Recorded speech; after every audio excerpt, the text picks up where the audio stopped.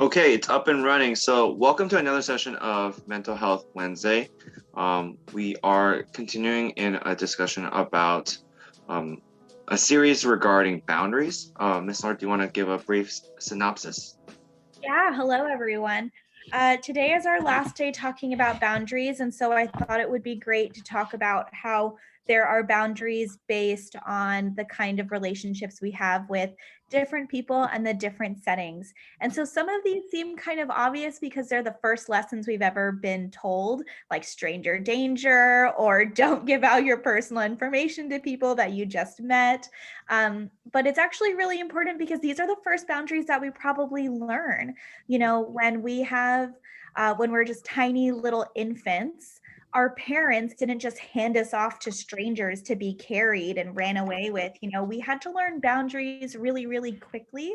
And I just want to reiterate some of the things that might be what seems obvious, but they actually do help create building blocks for better boundaries in the future, based on these like fundamental don't talk to strangers.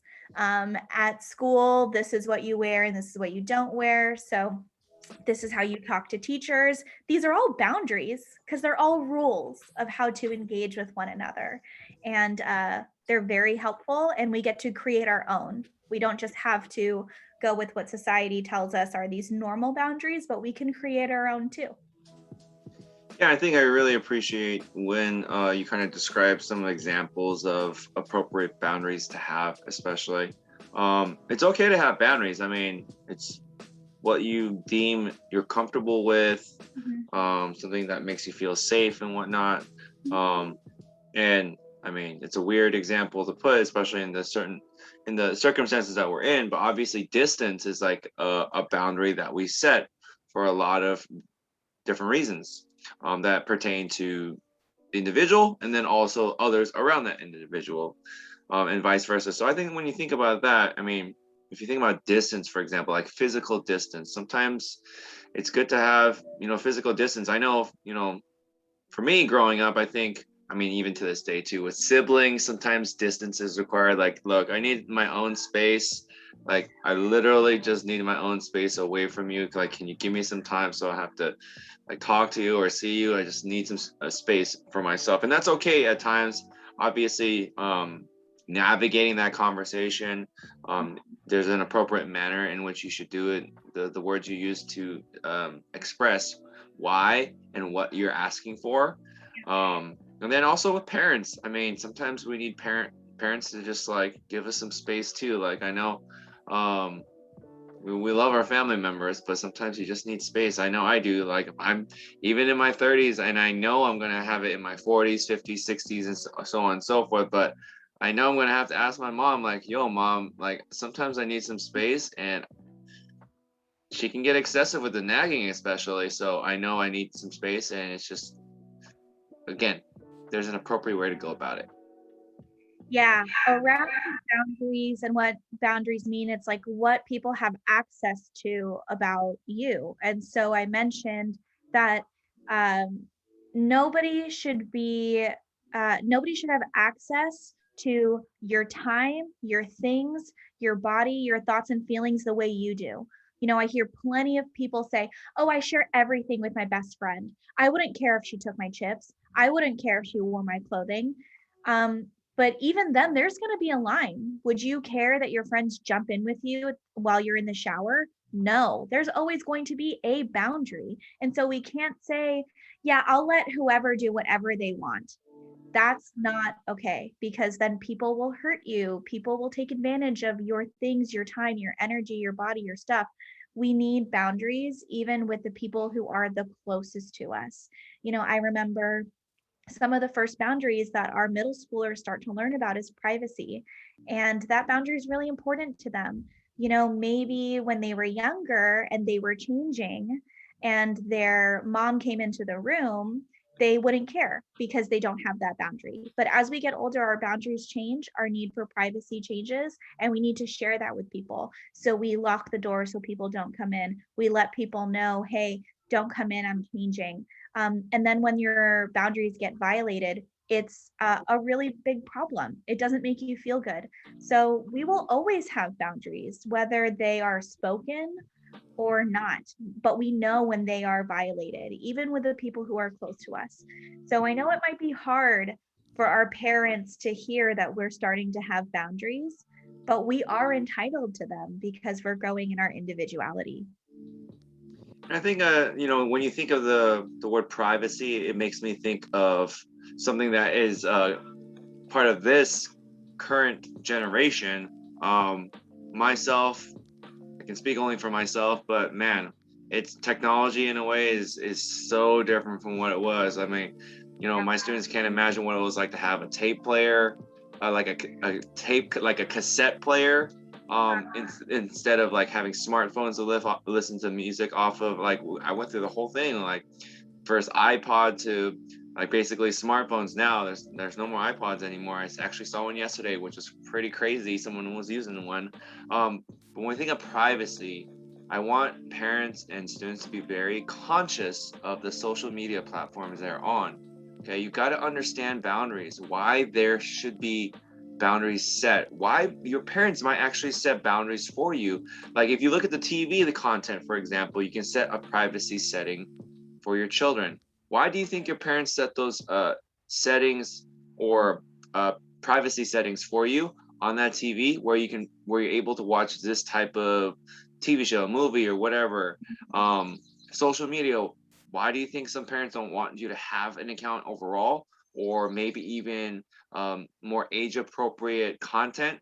And then also for yourself, like, are you setting boundaries, like in terms of like people who are able to see your profile, who can comment, what types of things you're posting for people to see as well, even within even with a private group? So those are things I want you to really think about as well. Those boundaries, why and what they are. Yeah, you're touching on something that's important, which is that boundaries essentially also inform consent and what we allow people to do, right? Like, I didn't let you into my room when I was showering, studying, all of these things. It's what I give you consent to do. Boundaries are our things that say, no, it isn't okay that you have X, Y, and Z access to this, that, and the other. And so, privacy and consent and letting people know, like, this is what you can have access to because these are my boundaries there. And it's really important conversation to have. When I'm talking about boundaries based on relationships, I think our students know that we should have really strict boundaries with strangers. We don't give strangers our things, we don't give strangers our time.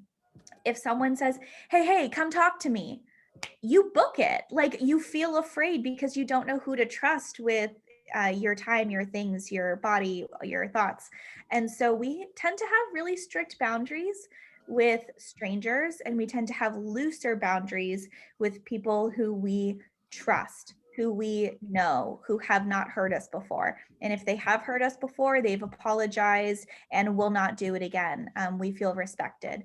And so I mentioned that boundaries are easier to keep when you've got two people that respect each other. If I am with you in class and I take your hat off your head and put it on my head and start dancing around with it, and you said, give that back, Miss Lar, stop. I respect you, Mr. S, so I'm going to take off that hat and say I probably shouldn't have done that in the first place. I should have asked because it's your hat, and I'll give it back to you. Somebody who doesn't respect your boundaries would say, no, it's my hat now. What? And they, run away with it. And so we want to be really careful about who we trust, and boundaries are about, like I said, trust, consent, because we want to keep ourselves safe, comfortable, and happy. Yeah, and I think in terms of boundaries too, with just the mental side of it, like just because they're your friend or family or someone, they, I know I've had run into folks that think they have the right to have access to certain information about me, and they'll make a judgment call about me regarding it. So for example, in a way, one of the biggest ways, I know I mentioned it in a different discussion, if folks found out without me telling them about having lost my father, out of the blue with a rare disease, and then them making assumptions or judgment calls about me based on the information that I didn't even tell them about. Um, Obviously, I'm not cool with that at all. So I think when folks try to do that, you got to set those boundaries like, hey, appreciate you trying to find information about me, but instead of like snooping around behind my back and all that, like you can have a direct conversation.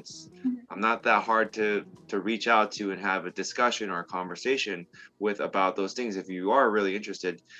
So I mean, some people are there just to be, picky about, or just be, what's the right word?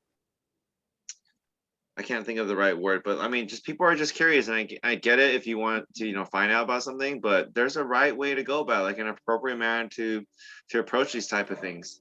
Mm-hmm. Yeah. You remind me in something that you said that just because somebody's role to you is someone that, like a family member, a sibling, a friend, just because they have that role to you doesn't mean you can't have boundaries even within that role that are strict or rigid. And so yeah, please, people just shouldn't assume that you're owed something because you're family, you're owed some information because you're friends.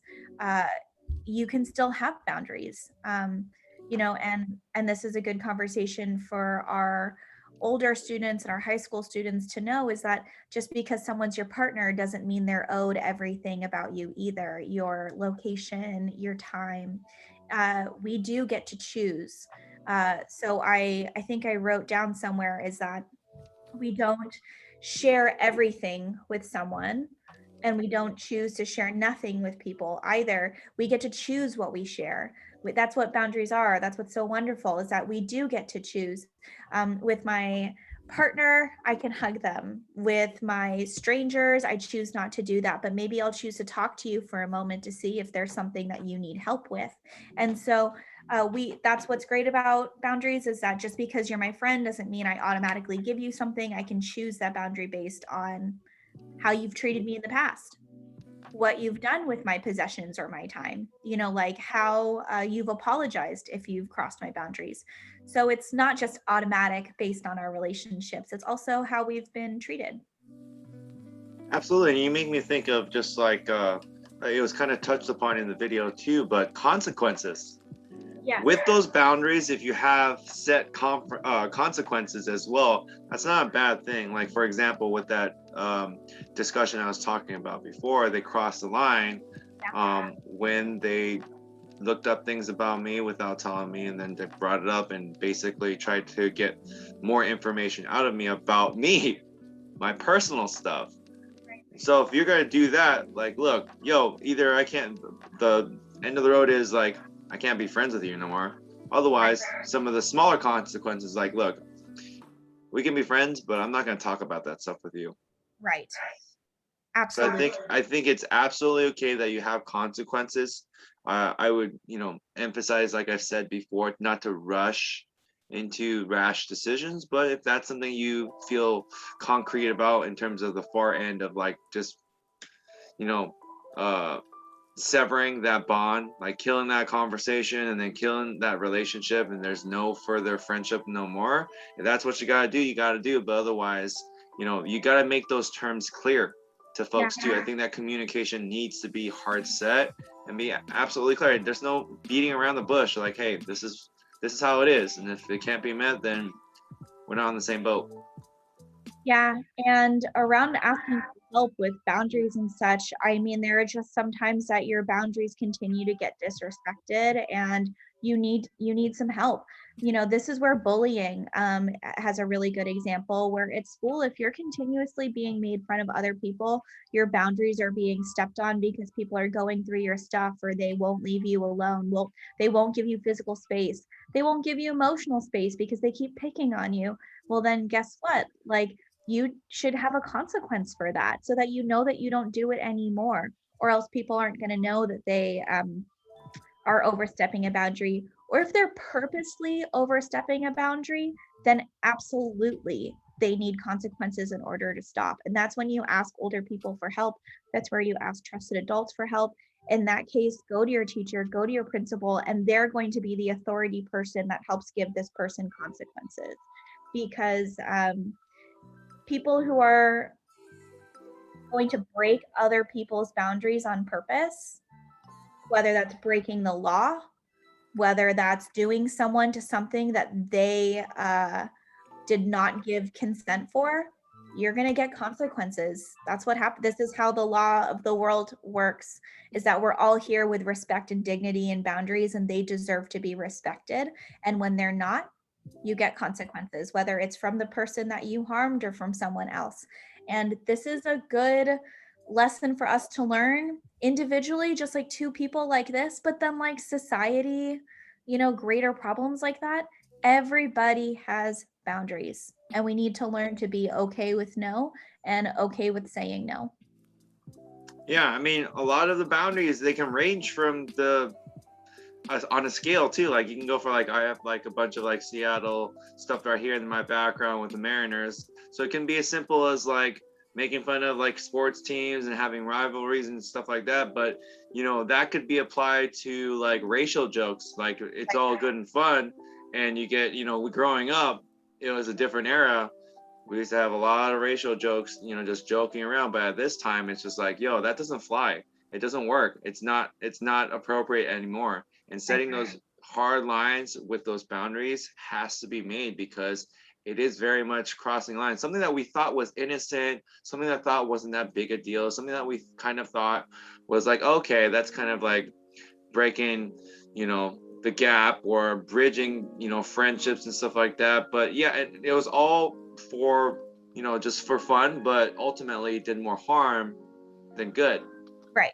So when we weigh those things, that's why these boundaries continually get set. So a lot of folks have different opinions, but be mindful, be open-minded to listen, have those discussions. If it's something that you disagree with, have a discussion. But if someone clearly says like, this cannot be the case, this is where it's at, that's it. You got to respect that.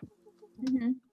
Yeah, I would say that no matter how close somebody is to me, I will probably never tolerate a racial joke, no matter how close they are. That's something that I don't tolerate, and that's a boundary for me. And so I appreciate you saying that, because what I can say is I communicate that that's a boundary for me. And if someone continued doing that, regardless of me having said my boundary, then I have to say, because you won't stop saying this, I can't hang out with you anymore. I got to go. I can't be around this anymore. And that's setting a boundary that you are allowed to set, because it makes you unhappy, unsafe, or uncomfortable. Those are your boundaries. This is the purpose. If someone's talking Asian hate around me, that's not going to make me feel comfortable. It's going to make me really scared, which is unhappy. And I'm going to feel like my safety is compromised. And so our boundaries say, I got to get out of here. That's what boundaries are for. In any moment that you're feeling unsafe, uncomfortable, or unhappy, you have the right to leave a situation or get help. And on that note, we're in a melting pot of cultures. So sooner or later, we would hope that, everyone embraces one another and our different experiences in life in general. Just by thinking of ethnic backgrounds, there's a lot of folks that are one ethnicity. Like, for example, for myself, I'm completely South Korean. There are folks that are this or that. And then there's folks in between where they're mixed ethnicities as well. So those are all different experiences, and also the setting that we come with, the different influences that we have. So that's why we've been stressing the open-mindedness in all of our conversations, to have those discussions, navigate through them. And again, even in those discussions too, again, you can set boundaries like, I'm sorry, I don't feel comfortable about talking about this, but we can come back to it. So I think it's okay to not know everything either, Like, it's okay to like, I'm sorry, I don't know enough. Let me go research it. Let's revisit this conversation. I think a lot of people are like if they have conflict, if they disagree as well, they have to try to, argue it. I have to be right kind of mentality, but it's okay to come back to that conversation.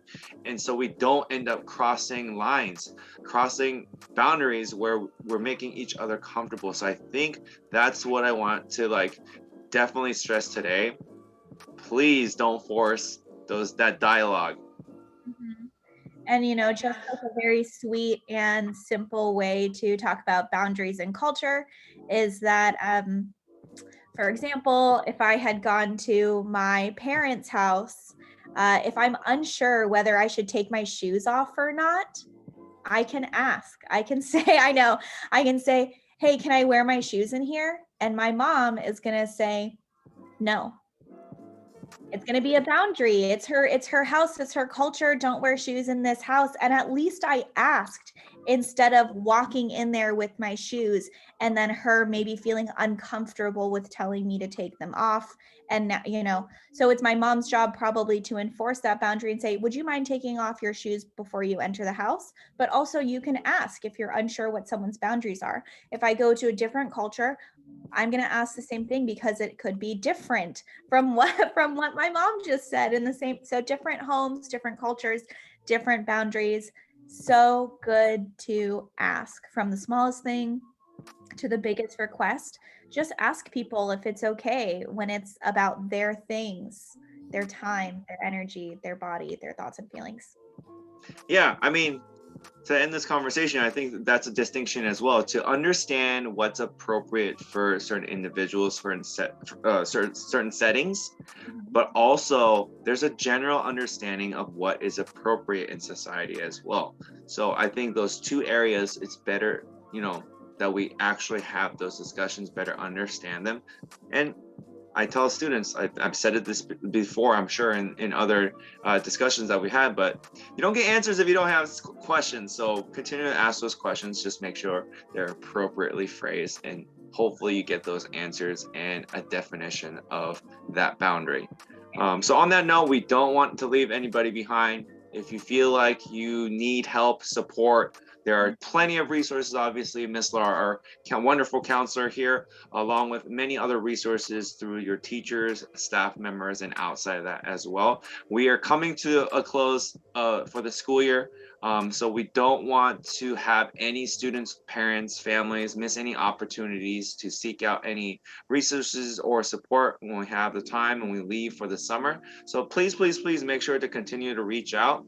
And if you are interested in any of those things, make sure to reach out before, again, the summer kicks off after June 4th. On that note, do you have any other comments, Miss Lar? Is that next month is Mental Health Awareness Month. And so May is going to be a wonderful time to talk about these general topics, and maybe even ask our students or families if they have questions about mental health issues, and how to get resources, like you said, for the summer. And on that note, those questions, we would love for you guys to send us those questions, whether it's on Instagram, YouTube, or any of our social media platforms. If it's directly to your teachers, if it's a question that you want us to answer on our episodes here, please make sure to send them out, and we will try to cover those questions in our next discussions. On that note, though, we want to wish everybody a wonderful rest of your day. Take care, stay safe out there. Bye, everyone.